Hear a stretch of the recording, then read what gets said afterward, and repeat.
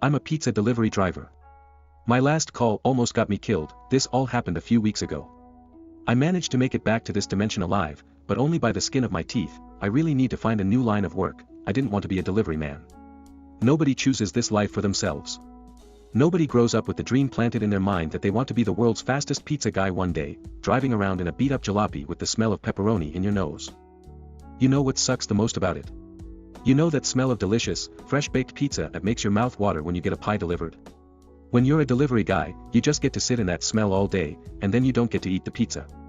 You just get to smell it and let your mouth fill with saliva, thinking about how you wish you made more money so you could afford to buy an extra large with all the toppings, garlic bread crust, and a side of hot wings with blue cheese dipping sauce for good measure.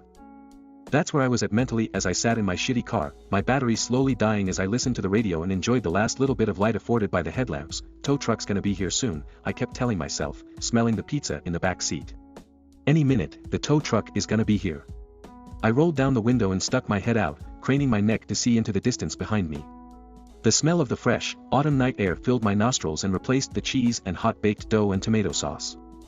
At first I thought there was a pair of headlights, but then whatever it was blinked out of existence and disappeared, like the glowing eyes of some great cat. I rolled up the window quickly, shivering from the cold draft as it filled the car. The address was supposed to be right here. I had actually been idling while I checked the directions on my phone. The GPS confirmed that I was where I was supposed to be.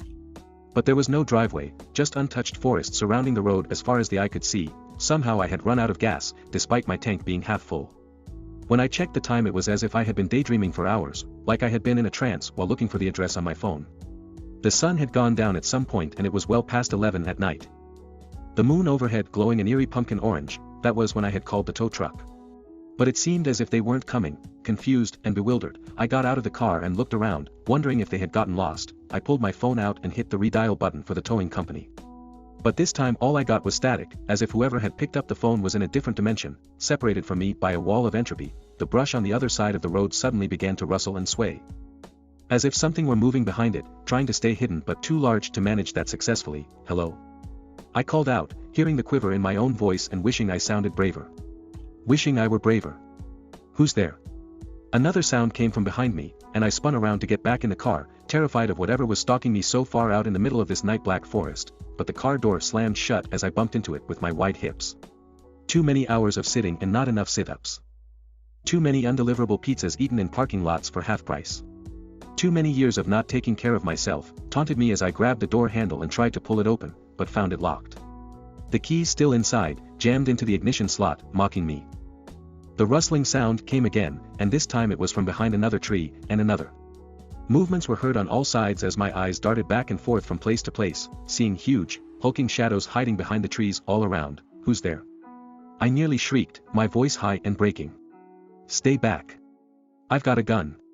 I didn't have anything of the sort, but it was the only thing which came to mind that could potentially ward off threats of such size and terrifying proportions. A shadow began to emerge from behind one of the trees. And another came from behind me. I heard their huge, lumbering footsteps coming closer, as their features became discernible in the waning light of the moon. Their faces were obscured by the shadows of tree limbs and broken boughs above us, the half-bare branches shedding leaves like dead tissue, falling all around. The warmth of one creature's hot breath was in my face as I stood, petrified, nowhere to run. My back was pressed up against the cold steel of the car. The window glass squeaking against my skin as I trembled with fear, sharp, long, hooked and pointed teeth grated together as gray lips pulled back into a grin. A mouth as wide as a windshield opened up as if to devour me, its pointed tongue salivating and dripping, and then it surprised me by speaking, its voice a rumbling baritone, deep enough to shake my teeth in their sockets. Are you from Domino's? It asked, spraying me with fine droplets of spittle. The acid burn of them sizzled on my cheeks. I ordered 8 large pizzas to this address. My hand was shaking badly as I hooked a thumb towards the back seat, THTHTHTH there. I managed to stutter. LLLL locked. By mistake, there was a heavy, deep-sounding sigh, as the creature was clearly annoyed by my amateur actions. But instead of eating me as an alternative, he smashed the window with his claw and reached inside, removing the boxes. A bit cold. The thing said, sounding irritated. You look to be warm-blooded, though. Your blood might make for an interesting marinara.